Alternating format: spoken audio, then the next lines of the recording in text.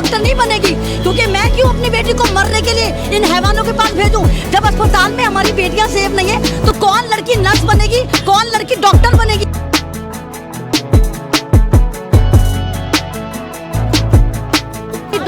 बच्ची के साथ, कभी 4 साल की बच्ची के साथ, कभी ये नहीं सोचते कि ये भी घर की बेटियां हैं और ये ही घर चलाती हैं। ये अगर डॉक्टर नहीं बनेंगी तो हमारे देश की औरतों के बच्चे पैदा कौन करेगा?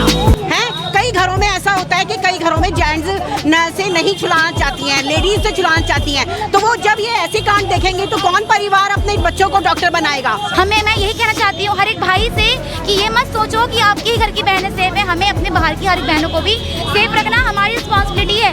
लड़कियां अपॉर्चुनिटी नहीं है, लड़कियां is responsibility, so you have to take one step.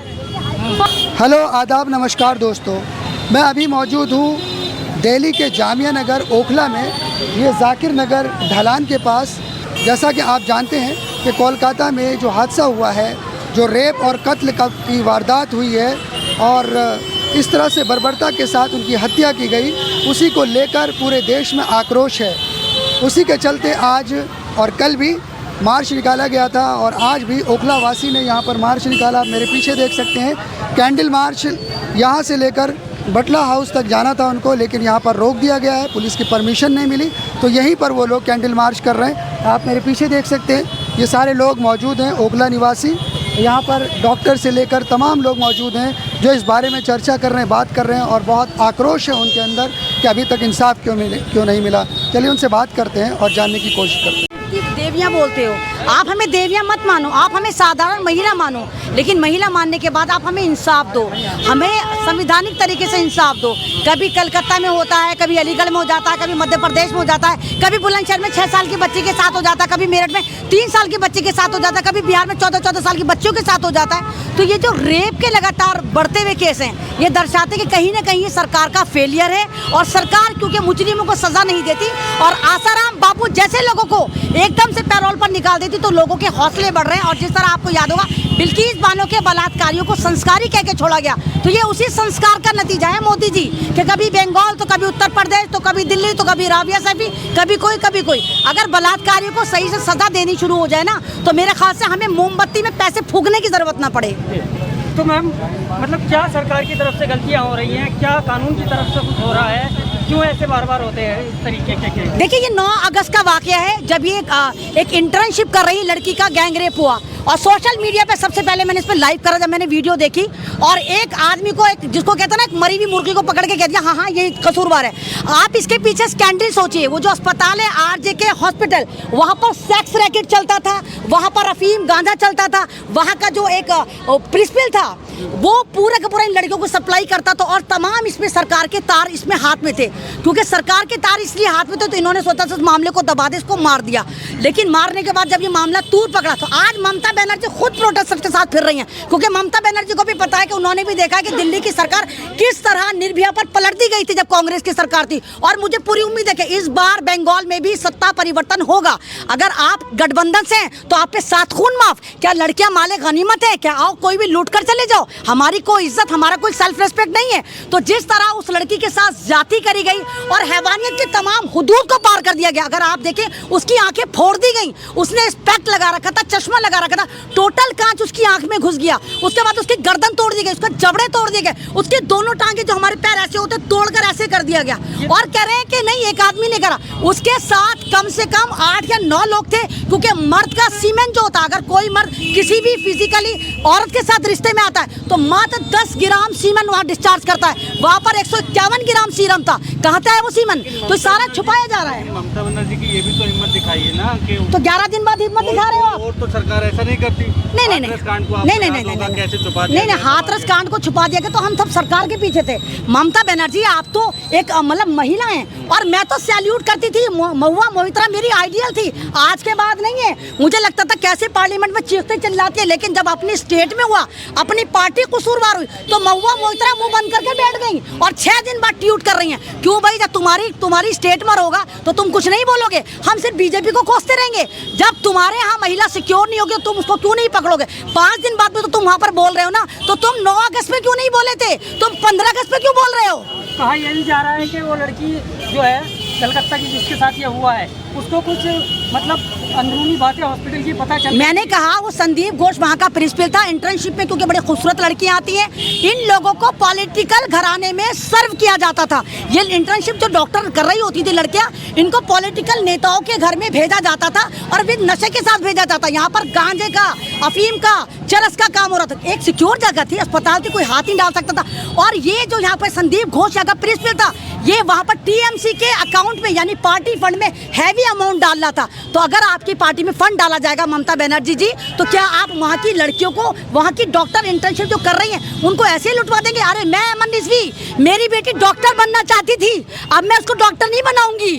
मैंने मना कर दिया, मेरी बेटी डॉक्टर नहीं बनेगी, क्योंकि मैं क्यों अपनी बेटी को मरने के लिए इन हैवानों के पास भेजूं? जब अस्पताल में हमारी बेटियां सेफ नहीं है तो कौन लड़की नर्स बनेगी, कौन लड़की डॉक्टर बनेगी? आप देखिए अभी एक नर्स का वाकया है, वो ड्यूटी कर एक मुसलमान नर्स आ रही थी, उसके साथ भी इसी तरह हैवानियत करी गई। तो अस्पताल में हमारी बेटियां सिक्योर नहीं है, बसों में सिक्योर नहीं, पॉलिटिकल पार्टी में सिक्योर नहीं, सड़कों पर सिक्योर नहीं, तो कहाँ पर सिक्योर है? मंदिरों में जहाँ तुम घंटे बजाते हो कि हमारी देवियां हैं, वहाँ पर हम सिक्योर हैं। जहाँ तुम भारत माता की जय लगाते हो, वहाँ पर हम सिक्योर हैं। हमें नहीं बनना देवी, हमें महिला बनना है, हमें सम्मान चाहिए, हमें इंसाफ चाहिए। जो भी इस तरह का वाकया होता है, आप खुदारा वहाँ पर फौरन एक ऐसा कानून पारित करिए जहाँ पर 6 दिन या 15 दिन के अंदर मुजरिमों को फांसी दे दी जाए। तो यहाँ पर दिखा रहा हूँ लगातार इस तरह से कांड हो रहे हैं, आए दिन हो रहे हैं, तो इसके लिए अब क्या करना चाहिए सरकार को? अभी तक रुक क्यों नहीं रही है? देखिए इस मोमबत्ती जलाने के लिए मैंने बहुत पापड़ बेले हैं। इस मोमबत्ती जलाने के लिए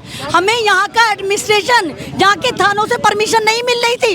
एक पीसफुली मार्च के लिए यहाँ की पुलिस हमें परमिशन नहीं दे रही थी। अगर यही पुलिस इतना दमखम प्रोटेस्ट को रोकने में लगाती है, सिर्फ आधा दमखम यहाँ क्राइम खत्म करने में लगाए, तो हमें पूरी उम्मीद है कि ओखला से नहीं पूरे हिंदुस्तान से क्राइम और जराइम खत्म होंगे। लेकिन हमें प्रोटेस्ट तक करने नहीं दिया जा रहा। हमारी बेटियों की इज्जत का सवाल, हमारी बेटियां लूट रही हैं और हम ये भी ना कहें कि हमारे साथ गलत हुआ है। हमें प्रोटेस्ट करने ही नहीं दिया जाता, मोमबत्तियां जलाने ही नहीं दी जाती, हमें दर्द बयान करने ही नहीं दिया जाता। डॉक्टर मोमिता के बाद भी बहुत सारे केसेस आए, कहीं अभी भी कल परसों आज हर दिन खबरें आ रही हैं, रेप की खबरें आ रही हैं, चाहे वो उत्तराखंड की हो, एक और नर्स के साथ हुआ, 2 साल की बच्ची का मेरठ में हुआ।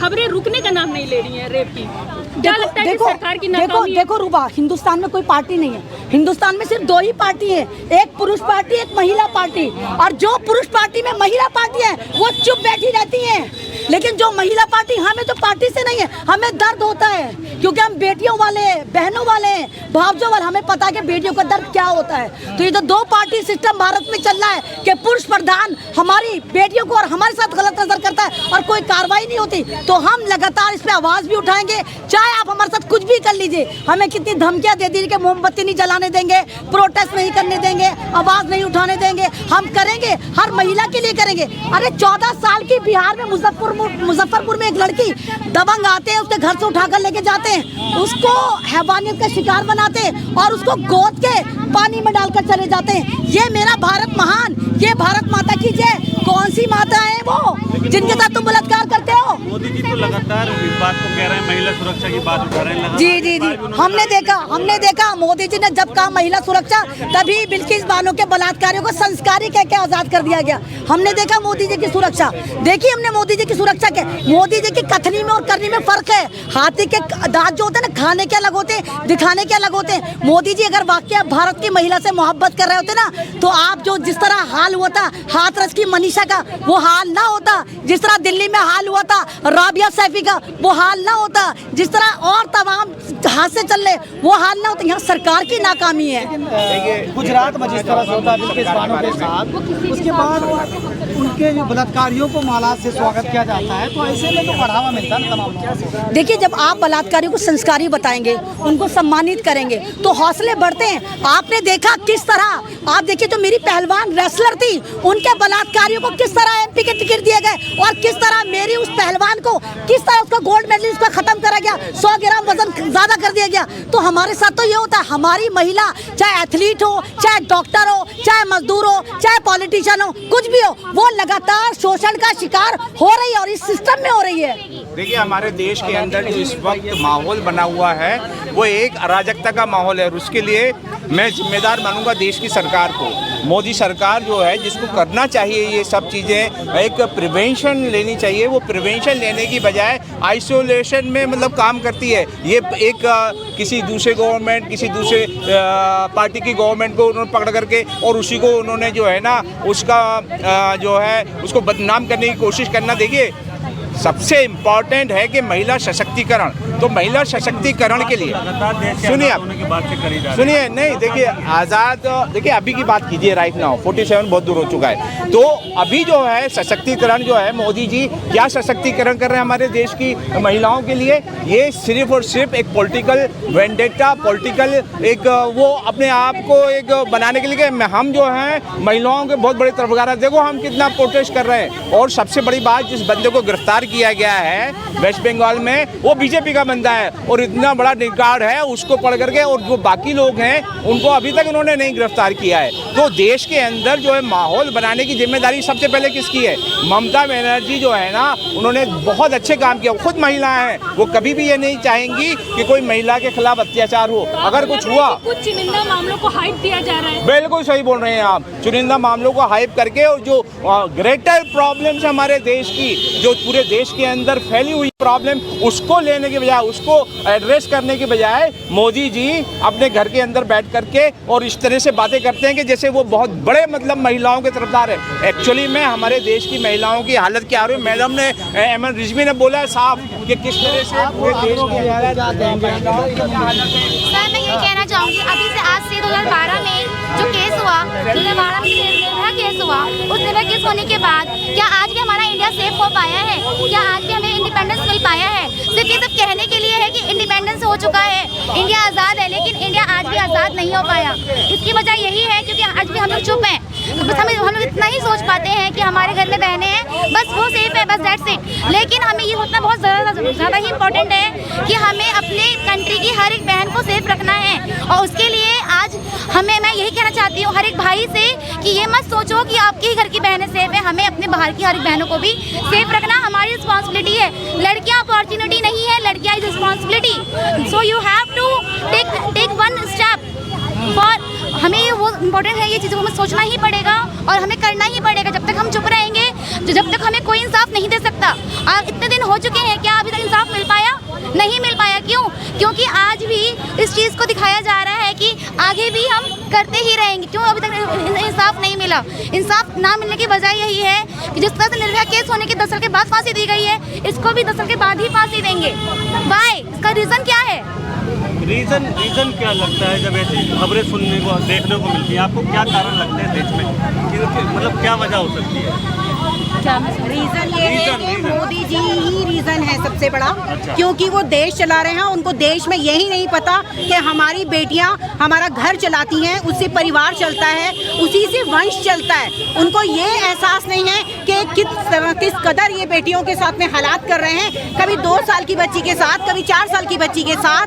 कभी ये नहीं सोचते कि ये भी घर की बेटियां हैं और यही घर चलाती हैं। ये अगर डॉक्टर नहीं बनेंगी तो हमारे देश की औरतों के बच्चे पैदा कौन करेगा? हैं? कई घरों में ऐसा होता है कि कई घरों में जेंट्स से नहीं छुड़ाना चाहती हैं, लेडीज से छुड़ाना चाहती हैं। तो वो जब ये ऐसे कांड देखेंगे तो कौन परिवार अपने बच्चों को डॉक्टर बनाएगा? सवाल ये है 2012 में आपको याद होगा निर्भया कांड हुआ था। आज फिर 12 साल बाद वही हालात है। यही जाता है कि देश तरक्की कर रहा है। कोई देश तरक्की नहीं कर रहा। क्या तरक्की कर रहा है? हर जगह हाहाकार हो रही है। इस नंबर पे पहुंच चुका है हमारा देश पर कैपिटल इनकम प्रति व्यक्ति आए, और ये 5वीं इकोनॉमी और 4थी इकोनॉमी की बात कर रहे हैं ना, ये भ्रमित कर रहे हैं। 140 करोड़ है हमारे देश की जो जनसंख्या है, उस 140 करोड़ के अंदर आप बताइए केस देखा गया कोलकाता में, क्या कहते हैं? देखिए हमारे जो यहाँ के हिंदुस्तान की सरकार है उसने शुरू में एक नारा दिया था, बेटी पढ़ाओ और बेटी बचाओ। जिस पेरेंट्स ने अपनी बेटी को पढ़ाया लिखाया और एक मेडिकल कॉलेज में एडमिशन कराया, वो लड़की आज कहाँ है? उसके साथ मारपीट हुई, रेप हुआ, फिर मर्डर हुआ। अगर वो डॉक्टर कंप्लीट बन के आ जाती कितने गरीबों की मदद करती, कितने लोगों की मदद करती। आज कहाँ गया वो नारा हमारे हिंदुस्तान का, बेटी पढ़ाओ और बेटी बचाओ। बड़े अफसोस की बात है कि अगर हिंदुस्तान में ऐसा हो रहा है तो हमें डूब के मर जाना चाहिए। पूरे हिंदुस्तान को सड़कों पे आ जाना चाहिए। उन पेरेंट्स से पूछो जिनकी बेटी गई है, क्या क्या होगा हिंदुस्तान में, कौन सा कानून बनेगा, कब बनेगा। ये सरकार हमारी फेल हो चुकी। आज हम नारा देते हैं कि सारे जहां से अच्छा हिंदुस्तान हमारा, लेकिन ये नारा हमें फेल होता हुआ नज़र आ रहा है। रेप के केस इतने कहीं नहीं हो रहे जितने हमारे हिंदुस्तान में हो रहे हैं। आज हम जामिया नगर से ये आवाज़ उठा रहे हैं। सारा ये लोग इस फिक्र में हैं कि कभी किसी का मर्डर, कभी किसी का मर्डर, कभी किसी का रेप, कल को हमारे बच्चों के भी साथ ऐसा हो सकता है। तो कानून बनने चाहिए इसके लिए और सख्त कार्रवाई होनी चाहिए।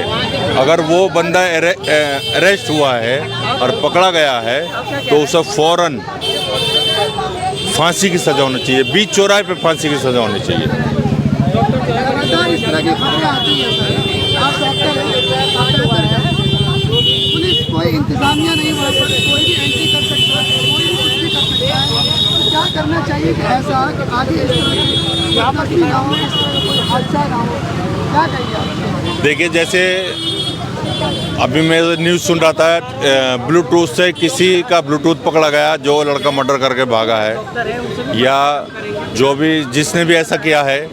एक तो सीसीटीवी कैमरे लगने चाहिए, दूसरा पुलिस है, इस पर फ़ौरन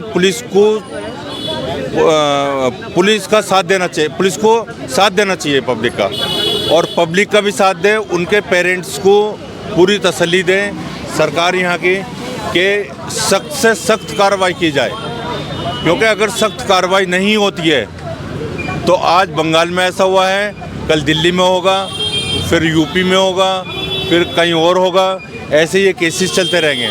मैं अभी पहले भी इस चैनल के माध्यम से कह चुका कि कुछ कानून ऐसे बनाए जाएं जैसे अरब कंट्री में है। अगर कोई चोरी करता है तो उसके हाथ काट दिए जाते हैं। वो पॉसिबल नहीं है ना। नहीं, कानून बनाने चाहिए। देखिए, वहाँ भी इंसान रहते हैं और यहाँ भी इंसान है। कानून तो बनाने से बनते हैं। कानून अगर बनेंगे तो पब्लिक में शांति आएगी। पब्लिक है कि रेप के जो कानून है वो ज़्यादा सख्त नहीं है, आरोपियों को सख्त सज़ा नहीं मिलती, इस वजह से ये रेप के हाँ, हिंदुस्तान के कानून हमारे ऐसे नहीं हैं। अगर कानून ऐसे बन जाए जैसे अरब कंट्री में, मैंने जैसे बताया, कोई चोरी करता है तो उसके हाथ काट दिए जाते हैं, कोई मर्डर करता है तो जान का बदला जान। ये हमारी शरीयत भी कहती है, इस्लाम भी कहता है, गीता भी कहती है, कुरान भी कहता है। आपको नहीं लग रहा कि इतना बड़ा कॉलेज है, इतना बड़ा हॉस्पिटल है, वहाँ पे सीसीटीवी कैमरा तक नहीं लगा कि पता चल सके कि आखिर डॉक्टर ट्रेनी के साथ क्या हुआ? ये गलत हुआ है। अगर सीसीटीवी कैमरे होते तो वो इंसान, उसका सारा सबूत सामने आता, और आया भी है। किसी का जिसने मर्डर किया है, जिसने रेप किया है, उसका मोबाइल से ब्लूटूथ कनेक्ट किया गया तो वो पकड़ा गया है, और उसके लिए सख्त एक्शन लिया जाए। उसे कोर्ट में ना ले जा करके बंगाल के अंदर बीच चौराहे पे खड़े करके फ़ौरन फांसी की सज़ा दी जाए।